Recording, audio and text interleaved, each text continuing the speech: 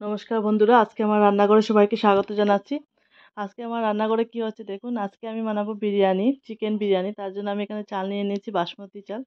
তো প্রথমে আমি বাসমতি চাল এখানে 2 কেজির মতো ধুয়ে ভিজিয়ে রেখেছি। আর রয়েছে এখানে গোলাপ জল আর আতর, আর এখানে রয়েছে গরম মশলা, ঘি, কেওড়া জল, এটা ঘি, আর এটা হচ্ছে আমার বিরিয়ানি মশলা আর শাহি গরম মশলা। আর এখানে রয়েছে ডিম। আর এদিকে আমার মশলা রয়েছে, এখানে রয়েছে টমেটো পিউরি, আদা বাটা, লঙ্কা বাটা, রসুন বাটা আর লেবুর রস। আর এখানে পেঁয়াজ কুচিয়ে নিয়েছি, একটু নুন দিয়ে পেঁয়াজটাকে প্রথম আমি মেখে নেব। পেঁয়াজটাকে মেখে নিলে কি হয়, পেঁয়াজটা যে ময়শ্চারাইজার মানে পেঁয়াজের যে জলটা, সেই জলটা একটু কম বেরোয়। তো তেলের মধ্যে যখন দেওয়া হয় পেঁয়াজটা অনেক সময় ভাজতে অনেকটা টাইম লাগে, কিন্তু একটু নুনটা দিয়ে দিলে পরে পেঁয়াজটা তাড়াতাড়ি হয়ে যায়। তো আমি 10 মিনিট পেঁয়াজটা মেখে রেস্টে রেখেছি, আর তারপর আমি সেটা ভাজতে শুরু করব। ওখানে এখানে আমার সব জিনিস আমি রেডি করে নিয়েছি, যা যা লাগবে আমার সব মশলা সব আমার রেডি। আর এদিকে চালটাও আমি একটু ভিজিয়ে রেখেছি। চালটা 1 ঘন্টা ভিজিয়ে রাখবে, 1 ঘন্টা আগে ভিজিয়ে রাখবে। আর এদিকে পেঁয়াজ কুচিগুলিও আমার 10 মিনিট হয়ে গেল। তখন সেটাকে আমি বেরেস্তা বানানোর জন্য সরষের তেলের মধ্যে ফ্রাই করে নেব। এদিকে চিকেনটা আমার রয়েছে, চিকেন আমি নিয়ে নিয়েছি। এখানে চিকেনটা ম্যারিনেট করে রাখবো। চিকেনটা প্রায় 1 ঘন্টা ম্যারিনেট করে রাখবো। তার জন্য আমি এখানে চিকেন নিয়ে নিয়েছি। আর আমার চিকেনের পিসগুলো এইভাবে একটু বড় বড় থাকবে, যেহেতু বিরিয়ানিতে বড় বড় পিসগুলো ভালো লাগে। তো এখানের মধ্যে আমি প্রথমে পেঁয়াজ কুচিগুলি দিয়ে দিচ্ছি। পেঁয়াজ কুচি দিয়ে দিলাম, তারপর আমি এক এক করে সব মশলা দিয়ে দেবো। এখানে রয়েছে আমার লঙ্কা বাটা আর টমেটো বাটা। প্রথমে আমি টমেটো বাটাটা দিয়ে দিচ্ছি, আর তারপর আমি দেব এখানে আদা রসুন বাটা। এটা রসুন বাটা আর এটা হচ্ছে আদা বাটা দিয়ে দিচ্ছি আমি।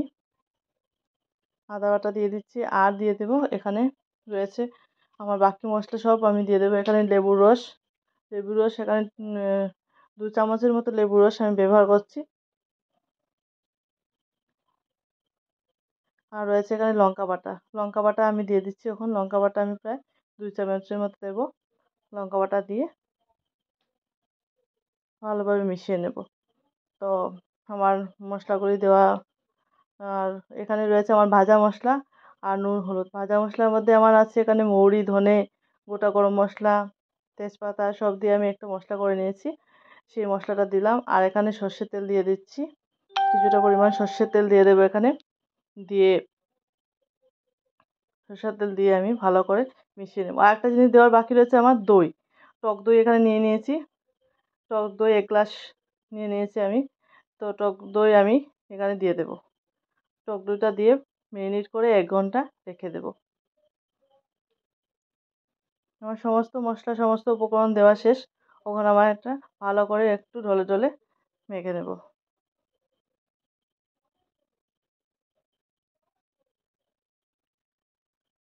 ম্যারিনেট করে রাখলে পরে কি হয়, চিকেনটা একদম সফট হয়ে যায় এবং চিকেনটা খুব তাড়াতাড়ি খেতেও সুস্বাদু হয় এবং রান্নাও ভালো হয়। তো ম্যারিনেট করাটা অবশ্যই। তো 1 ঘন্টা মিনিমাম 1 ঘন্টা রাখলে পরে বেশ চিকেনটা সফট এবং ভালো হয়। তো আমি এখানে ম্যারিনেট করে 1 ঘন্টা রেখে দেবো, আর বাকি কাজগুলি আমি শেষ করে নেব।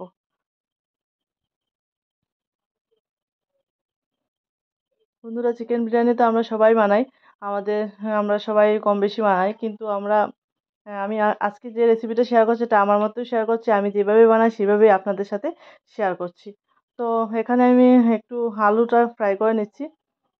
চিকেনটা 1 ঘন্টা থাকার মধ্যে দিয়ে আমি আলুটা আগে ফ্রাই করে নিচ্ছি। এখানে একটু নুন হলুদ দিয়ে আলুগুলো দিয়ে দিচ্ছি, তারপর আমি গোটা গরম মশলা দিয়ে দিচ্ছি আর চিকেনটা দিয়ে দিচ্ছি।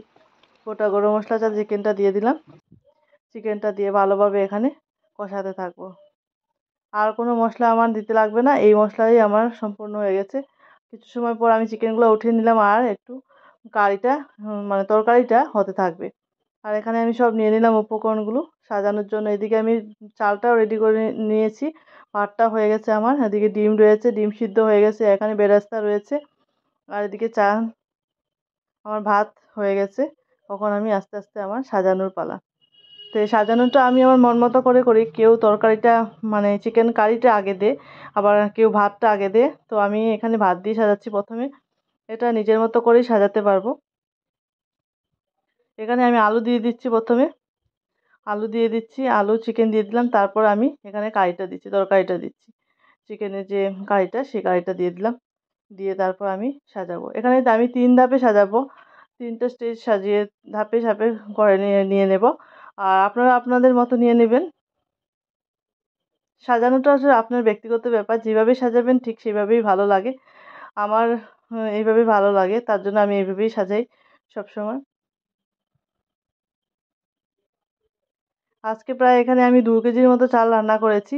2 কেজি চালের হচ্ছে, কেননা আমার বাড়িতে আজকে একটু গেস্ট আসবেন, তার জন্য আমি একটু বেশি পরিমাণে নিলাম। এখানে আমি আলু দিয়ে দিচ্ছি,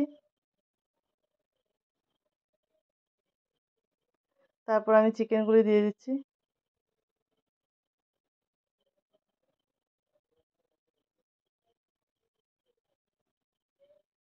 চিকেনটা যখন সিদ্ধ হয়ে যাবে তখন চিকেনটা কিন্তু তুলে রাখতে হবে, না হলে কিন্তু চিকেনগুলি সব ভেঙে যেতে পারে। কেননা চিকেন, এখানে আমি তো মুরগির মাংস নিয়েছি, তো মুরগির মাংস অনেক সফট হয়।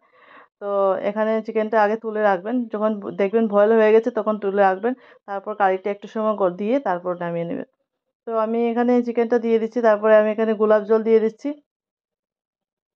আর আমি চাল সিদ্ধর সময় আমি এখানে আমি আতর, যে মিষ্টি আতর সেটা দিয়ে দিয়েছিলাম।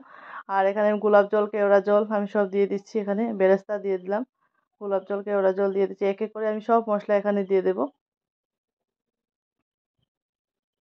তারপর আমি এখানে গরম মশলা দিয়ে দিচ্ছি, শাহি গরম মশলা দিয়ে দিচ্ছি।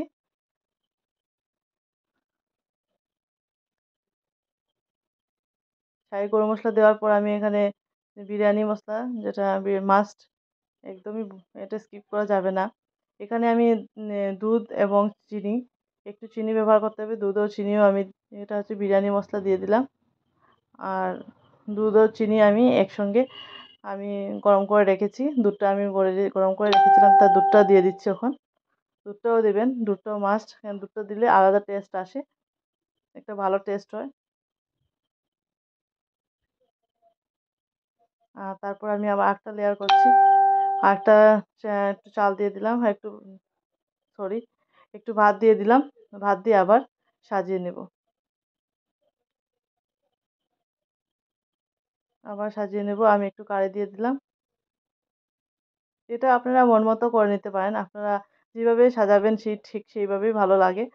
তো শুধু দেখবেন যাতে লেয়ারগুলি একটু সুন্দর থাকে, যাতে সাদা এবং যে আমাদের যে হলুদ ভাত মানে রঙিন যেটা হয়, যে কারির সঙ্গে মিলে, সেটা যাতে সুন্দরভাবে আসে এটাই খেয়াল রাখবেন।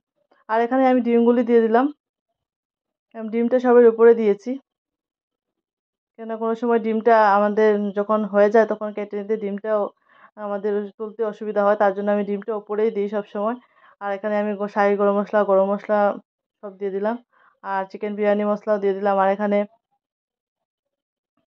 গোলাপ জল, কেওড়া জল, সমস্ত মশলাগুলো আমি দিয়ে দিলাম। দিয়ে এই যে রেডি আমার আজকের হাঁড়ি, 2 কেজি চালের বিরিয়ানি হতে যাচ্ছে।